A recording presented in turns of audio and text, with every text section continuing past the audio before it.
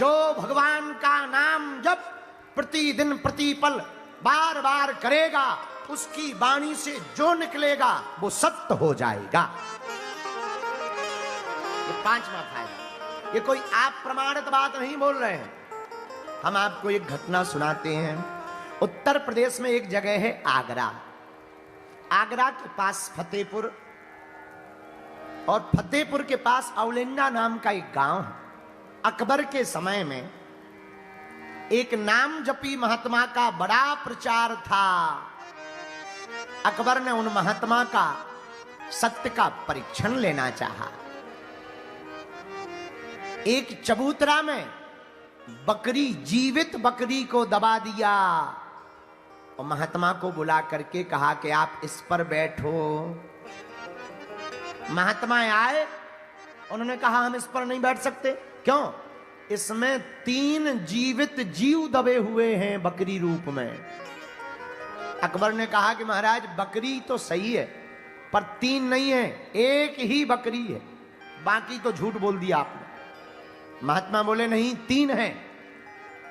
अकबर बोले अगर 3 नहीं निकले तो हम तुम्हारा सिर काट देंगे। महात्मा बोले अब हमारे मुंह से निकल गया, हनुमान जी की कृपा से अब 3 ही जीव निकलेंगे।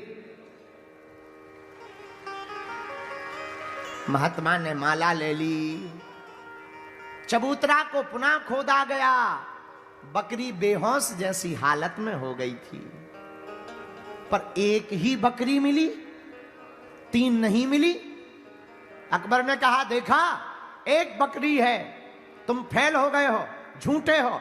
महात्मा बोले नहीं, हमने कह दिया तो 3 होंगे। कहां होंगे? यहां तो एक ही है। महात्मा बोले ये बकरी गर्भस्थ है, इसके पेट की चीरा फाड़ी की जाए। और जब पेट की चीरा फाड़ी की गई तो 2 छोटे छोटे बच्चे उसके गर्भ में पाए गए।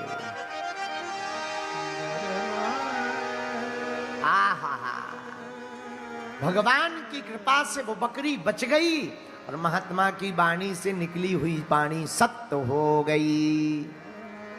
विवेक जी, जो भी नाम जप करेगा, भगवान का नाम सदैव स्मरण करेगा, उसको वाक्य सिद्धि प्राप्त हो जाएगी।